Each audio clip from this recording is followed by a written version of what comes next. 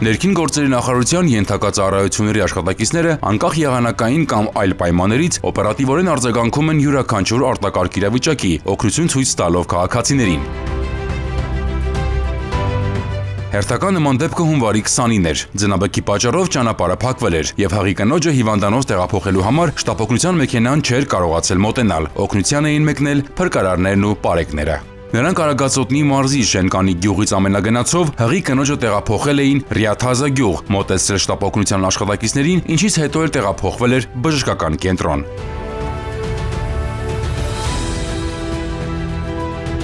Երկու օր անց, հունվարի 22-ին, կրկին անհրաժեշտ էր փրկարարների օգնությունը։ Ձնաբեկի պատճառով ճանապարհը կրկին փակ էր եւ մայրացած կնոջը նորածնի հետ պետք էր տեղափոխել տուն։